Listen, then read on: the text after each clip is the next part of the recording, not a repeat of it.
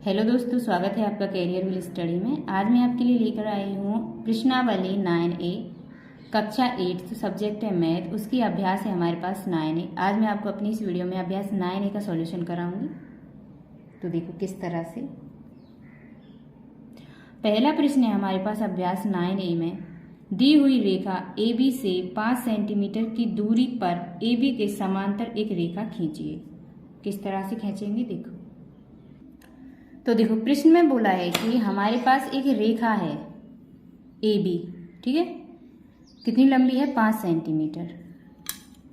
5 centimetre लंबी है।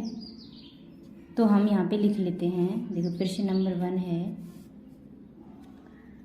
कोई रेखा AB है, यहाँ पे लाइन खींच लेती हूँ मैं। 5 सेंटीमीटर लंबी है। ये देखो इसमें दिख रहा है, इधर से दिखाती हूँ, 1 मिनट, अब दिख जाएगा, ठीक है। देखो इधर से लाइन खींचती हूँ, कितनी है? 5 सेंटीमीटर लंबी, यहाँ से यहाँ तक, ठीक है।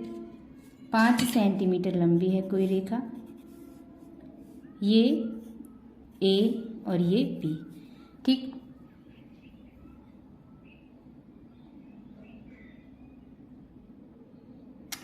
अरे नहीं, गलत हो गया, 1 मिनट। रेखा हम कोई भी खींच लेते हैं, ठीक है। रेखा की लंबाई नहीं बता रखी है, जो AB रेखा है उसकी लंबाई नहीं बता रखी है, तो हम ऐसे ही कितनी भी लंबाई की हम रेखा खींच लेते हैं। तो देखो इस तरह से मैंने ये रेखा खींच ली है, इसकी लंबाई प्रश्न में नहीं बताई है, तो ये हमारी रेखा हो गई AB। उसके बाद प्रश्न में क्या बोला है कि जो AB जो रेखा है उससे 5 सेंटीमीटर की दूर, इससे 5 सेंटीमीटर की दूर, तो इसका मतलब इससे 5 सेंटीमीटर दूर, इससे 5, यहाँ से यहाँ हो गया दूर, 5 सेंटीमीटर दूर हो गया ये, यहाँ से यहाँ तक। इससे 5 सेंटीमीटर दूर कोई रेखा है, कोई समांतर रेखा खींची है, ठीक है। इसकी लंबाई यहाँ से यहाँ तक कितनी हो गई? 5 सेंटीमीटर, ठीक है। इतनी दूरी पर क्या है? एक समांतर रेखा खींची है। समांतर रेखा को इसी तरह खींच देंगे, ये खींच गई समांतर रेखा, ठीक है।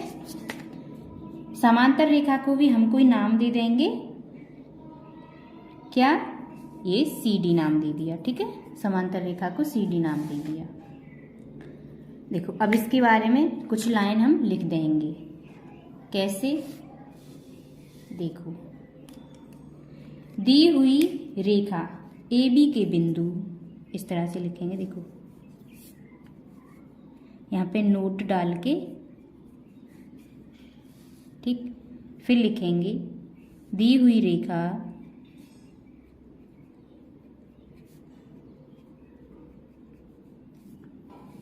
AB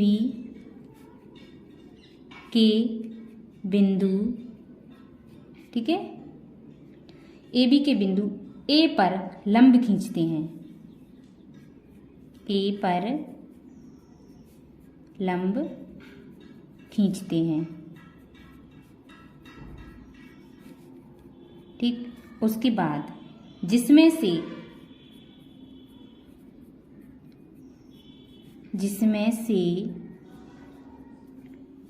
AC इक्वल 5 सेंटीमीटर काटते हैं, ठीक है।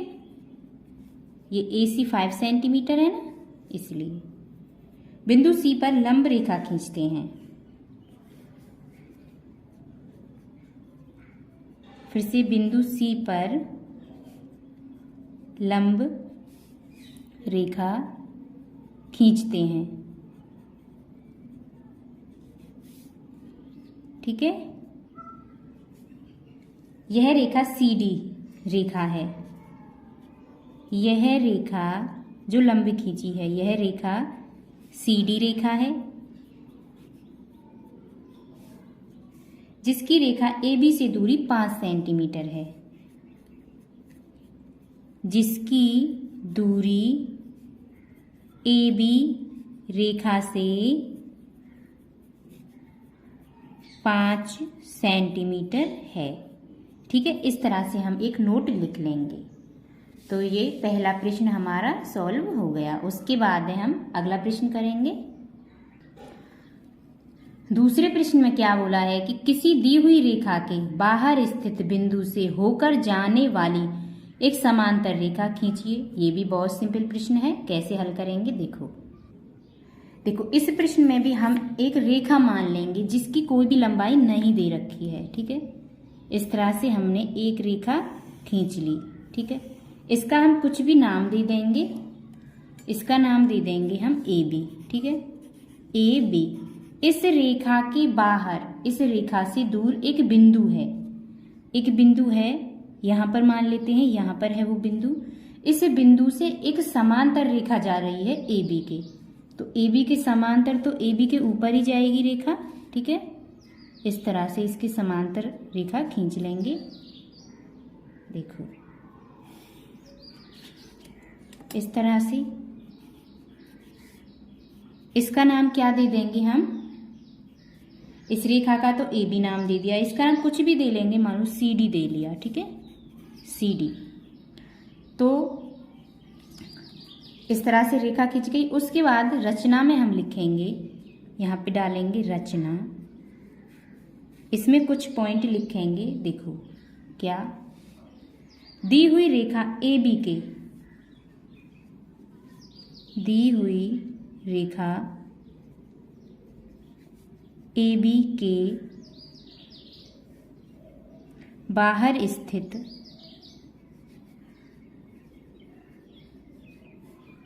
कोई बिंदु P है। कोई बिंदु P है। ठीक है, हमने बिंदु का नाम P ले लिया है।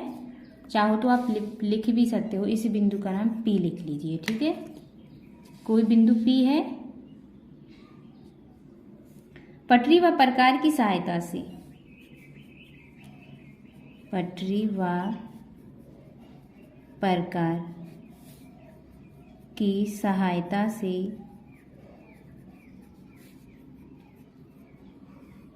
बिंदु P से, बिंदु P से AB के समांतर रेखा CD खींची। AB के समांतर रेखा CD खींची।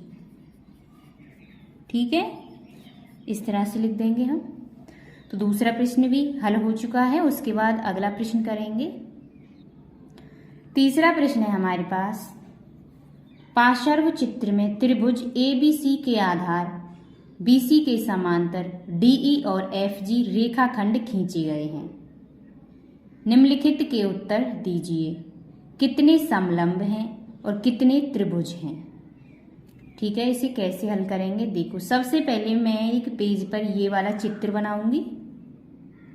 ठीक है, तो ये हमने ये चित्र बनाकर तैयार कर लिया है। अब देखो क्या दिया है प्रश्न में।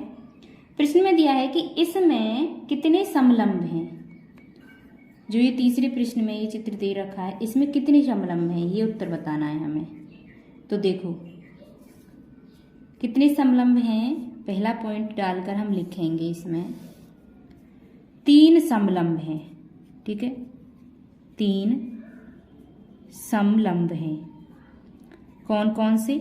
देखो 3 समलंब हैं, कौन कौन से हैं उन्हें यहाँ लिखती हूँ।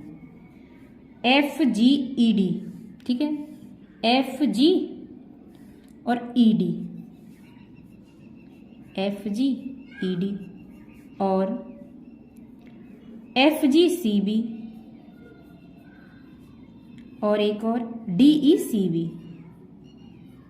ये तो हो गए समलंब। ठीक है, दूसरे पॉइंट में क्या दे रखा है कि कितने त्रिभुज हैं। तो त्रिभुज भी कितने हैं? 3 त्रिभुज हैं। 3 त्रिभुज हैं। कौन कौन से 3 त्रिभुज हैं? ABC और ADE तथा AFG हैं। ठीक है, ये वाले क्या हैं? त्रिभुज। बस इतना ही बताना है इस प्रश्न में। अब अगला प्रश्न करेंगे। अगला प्रश्न है हमारे पास, पार्श्व चित्र में L और M दो समांतर रेखाएं, ये चित्र दे रखा है, इसमें L और M दो समांतर रेखाएं हैं तथा T एक तिर्यक रेखा है। जो ये T है ये है तिर्यक रेखा। यदि एंगल A बराबर 30 अंश, शेष कोण 2, 3, 4, 5, 6, 7 और 8 के मान ज्ञात कीजिए। ठीक है, तो कैसे ज्ञात करेंगे? देखो, सबसे पहले मैं यही वाला फिगर बनाऊंगी एक पेज पर, उसके बाद प्रश्न को सॉल्व करेंगे। तो देखो, फिगर मैंने बना दिया है, उसके बाद हम प्रश्न को कैसे सॉल्व करेंगे। देखो, ये दो समांतर रेखाएं हैं L और M, तिर्यक रेखा T है, ये एंगल दे रखे हैं 1, 2, 3, 4, 5, 6, 7, 8। एंगल 1 की वैल्यू दे रखी है हमें 30 अंश। ठीक है, तो देखो, जो आमने सामने के कोण होते हैं, जो आमने सामने के कोण होते हैं, उनका मान क्या होता है? उन दोनों का योग होता है 180। ठीक है, आमने सामने वाले कोणों का योग 180 होता है। और जो एक लाइन के ऊपर हों, जो एक लाइन के ऊपर दो एंगल हों, उनका कोण भी 180 होता है।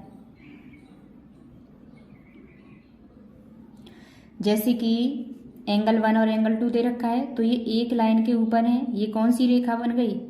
सीधी वाली रेखा। ये कौन सा एंगल बन गया? 180 वाला। इन दोनों का योगफल कितना होगा? 180, और नीचे वालों का भी 180, इस तरह से। तो देखो,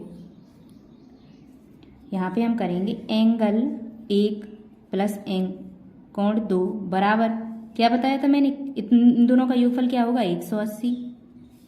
ठीक है, तो देखो, एंगल 1 की वैल्यू तो प्रश्न में ही दे रखी है, कितनी? 30 अंश, प्लस एंगल 2 इक्वल 180। ठीक है, तो देखो, एंगल 2 की वैल्यू क्या निकल कर आ गई? 180 अंश माइनस की 30 अंश, कितनी आ गई यहाँ पर? 150 अंश। ठीक है, तो एंगल 2 की वैल्यू क्या आ गई? 150 अंश। ठीक, अब देखो, एंगल 2 और 3 ये भी एक लाइन के ऊपर ही है, 2 और 3 भी एक ही लाइन के ऊपर है, तो इनकी वैल्यू भी क्या होगी? 180। तो यहाँ पे हम लिख लेते हैं एंगल 2 प्लस एंगल 3 की वैल्यू क्या है? 180। एंगल 2 की अभी निकाली है हमने, कितनी है? 150, प्लस एंगल 3 इक्वल 180। एंगल 3 की वैल्यू क्या आ गई? 180 माइनस 150, ये आ गई हमारे पास 30 अंश। ठीक है, एंगल 3 की वैल्यू भी आ गई हमारे पास। उसके बाद एंगल 3 और 4 की लगाएंगे।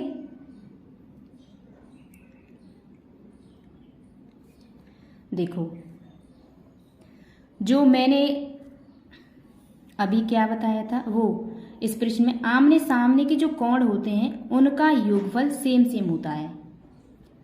देखो, जो एक ही रेखा पर होते हैं, उनका जो एक ही रेखा पर होते हैं उन एंगलों का योगफल तो होगा 180। ठीक है, और जो आमने सामने के एंगल होंगे, उन जो मान एंगल 1 का होगा वही मान एंगल 3 का भी होगा, जो एंगल 2 का होगा वही मान एंगल 4 का भी होगा। आमने सामने के जो कोण होते हैं उनका मान सेम होता है, जो 2 का होगा वही 4 का, जो 1 का होगा वही 3 का। तो देखो, हमें निकालना किसका है? अब 1 का, 2 का, 3 का तो हमने निकाल दिया, अब किसका निकालना है? एंगल 4 का। तो देखो, हमारे पास यदि एंगल 2 का मान निकला हुआ है तो 4 का भी उतना ही होगा, तो इसलिए हम एंगल 4 का मान लिख लेंगे। एंगल 4 इक्वल किसके है? एंगल 2 के, और एंगल 2 क्या निकला हमारे पास? 150। ठीक है, तो एंगल 4 का मान भी निकल गया। उसके बाद देखो, एंगल 4 का मान निकल गया।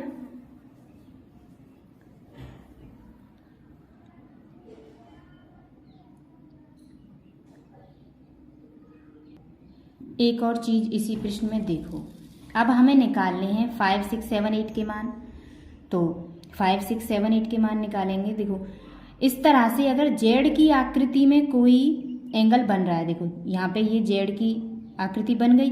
जेड की आकृति में जो एंगल यहाँ होगा, जो मान यहाँ पर होगा एंगल का, वही मान यहाँ भी होगा। जैसे कि एंगल 3 और एंगल 5 का मान सेम होगा, ठीक है। जेड की आकृति वालों का मान भी सेम होगा, तो यहाँ पे हम लिख लेते हैं जो मान एंगल 3 का है वही किसका है, एंगल 5 का, ठीक है, वही एंगल 5 का है।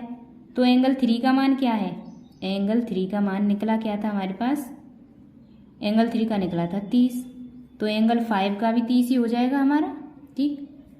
देखो एंगल 5 का 30 होगा, तो अब हम यहाँ पे एंगल 5 प्लस एंगल 6 इक्वल 180 होगा ही। एंगल 5 का मान कितना हो गया, 30 अंश, प्लस एंगल 6 का मान हमें निकालना है इक्वल 180 अंश। तो एंगल 6 की वैल्यू क्या आ गई, 180 माइनस की 30 कितना हो गया, 150, यानी कि एंगल 6 की वैल्यू कितनी आ गई, 150। अब किसकी निकालनी है, 7 की। तो देखो एंगल 6 प्लस एंगल 7 इक्वल 180 होता है। एंगल 6 की वैल्यू 150 है, प्लस एंगल 7 की निकालेंगे तो देखो एंगल 7 इक्वल 180 माइनस के 150 कितना आ गया, 30 अंश। एंगल 7 की वैल्यू भी आ गई। अब किसकी बची है, एंगल 8 की वैल्यू।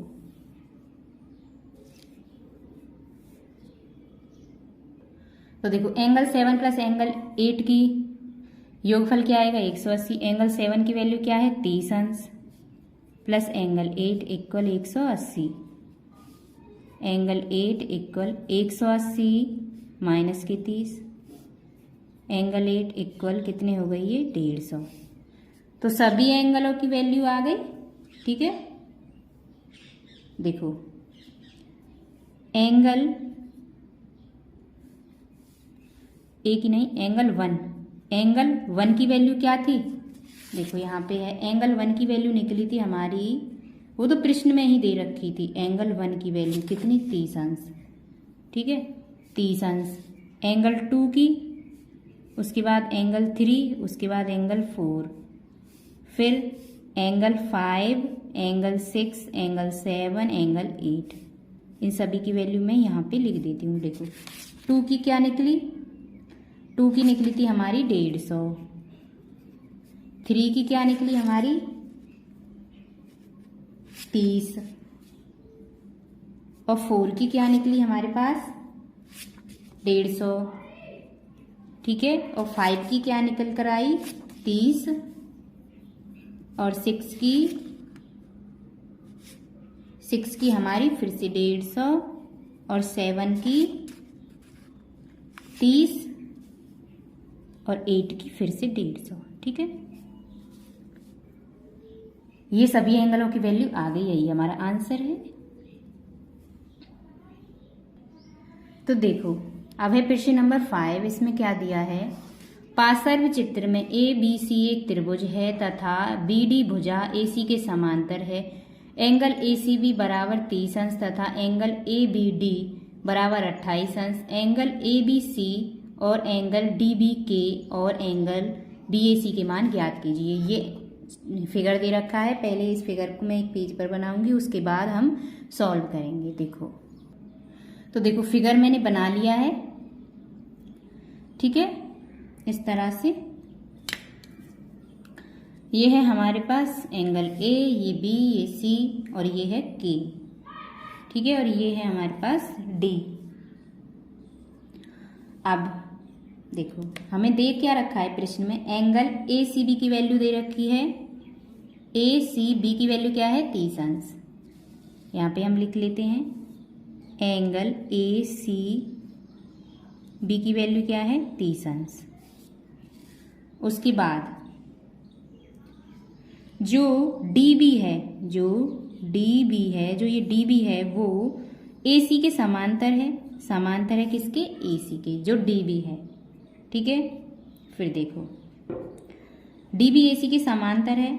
उसके बाद DBK, जो एंगल DBK है वो एंगल ACB के समांतर होगा, ACB के, ठीक है। DBK है जो DBK किसके समांतर होगा, ACB के, है ना। तो देखो ACB की वैल्यू क्या है, 30 अंश, तो DBK की वैल्यू भी क्या आ जाएगी, 30 अंश, ठीक है।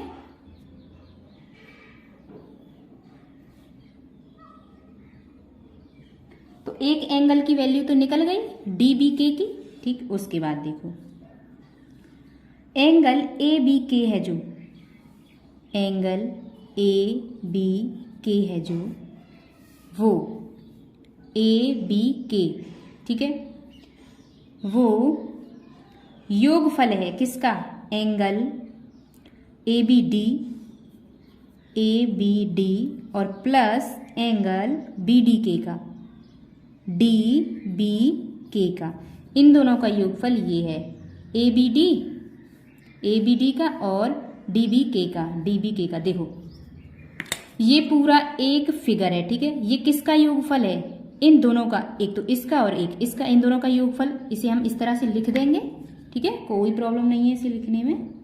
उसके बाद देखो एंगल ए बी डी की वैल्यू क्या है, ये रही ए बी डी की वैल्यू क्या है 28 अंश, ठीक है, ये लिख लिया हमने। प्लस एंगल डी बी के की वैल्यू क्या है, डी बी के की वैल्यू जो हमने अभी निकाली है, डी बी के की वैल्यू क्या है 30 अंश, तो यहाँ पे लिख देंगे 30 अंश, ठीक है। इससे किसकी वैल्यू निकल जाएगी, एंगल ए बी के की, ठीक है।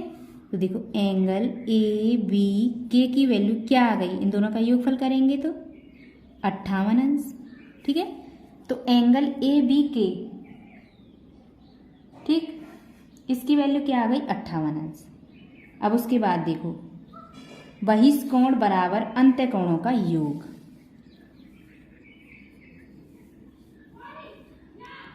ठीक है, बहिष्कोण बराबर अंत्यकोणों का योग। तो देखो एंगल ए बी के,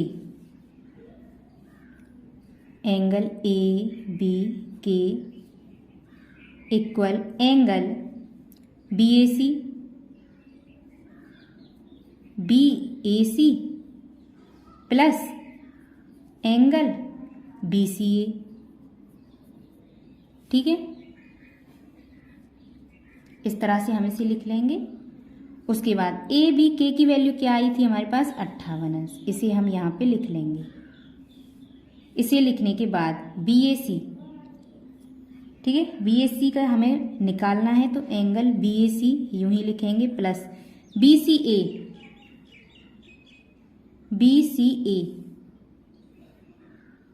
ए की वैल्यू देखो यहाँ पे क्या दे रखी है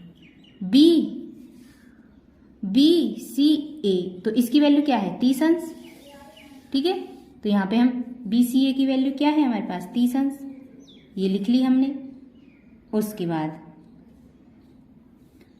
एंगल बी ए सी की वैल्यू अब निकल कर क्या आ जाएगी 58 अंश माइनस की 30 अंश, कितना हो गया 28 अंश, ठीक। बी ए सी की वैल्यू आ गई 28 अंश। अब देखो उसके बाद त्रिभुज के अंत्यकोणों का योग 180 होता है। त्रिभुज के अंत्यकोणों का योग 180 होता है, ठीक है। उसके बाद त्रिभुज के अंत्यकोणों का योग 180 होता है। तो देखो अंत्यकोण कौन से हैं, angle B A C plus angle A C B plus angle A B C, कितना होता है 180 अंश, ठीक। इतना लिखने के बाद एंगल बी ए सी की वैल्यू हमारी क्या निकल कर आई थी 28 अंश plus angle A C B की 30 अंश प्लस इसकी हमें निकालनी है एंगल ए बी सी की हमें निकालनी है और ये 180 अंश।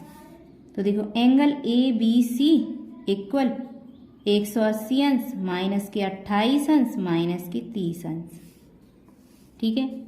Angle A B C equal 180 अंश, ये माइनस के कितने हो गए 58 अंश, angle A B C equal 180 से 58 गई तो 122 अंश, ठीक है।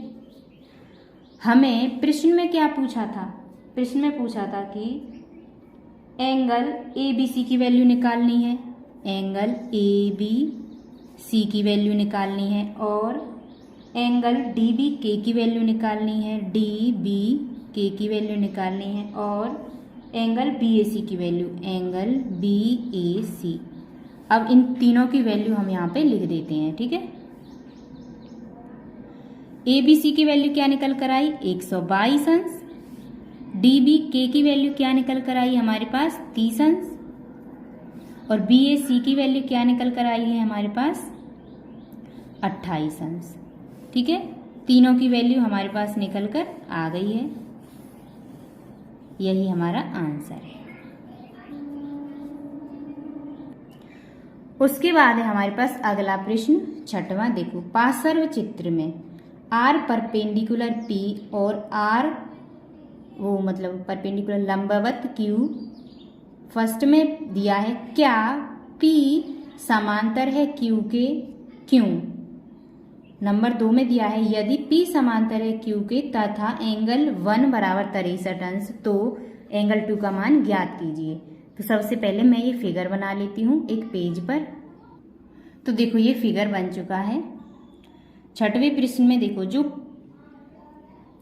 जो रेखा P है वो समांतर है किसके Q के, ठीक है, वो समांतर है Q के।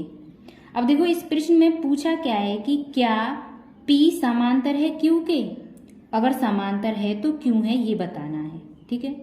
और दूसरे प्रश्न में पूछा है यदि P Q के समांतर है तथा एंगल A की वैल्यू 63 अंश है, जो ये एंगल A है इसकी वैल्यू दे रखी है 63 अंश, ठीक है, इसकी वैल्यू 63 अंश है तो एंगल 2 का मान ज्ञात कीजिए, ठीक है।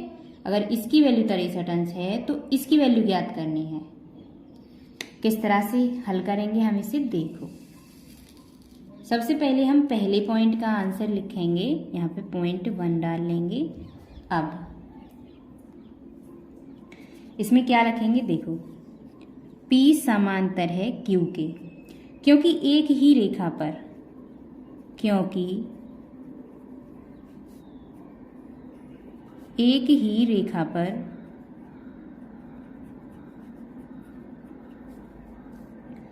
दो लंब रेखाएं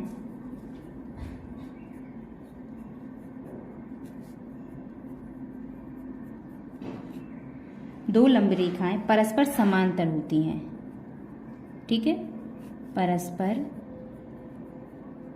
समांतर होती हैं, ठीक है। पहले पॉइंट का आंसर इस तरह से लिख लेंगे। अब है नंबर 2, इसका आंसर लिखेंगे हम, यदि दो समांतर रेखाओं को, यदि दो समांतर रेखाओं को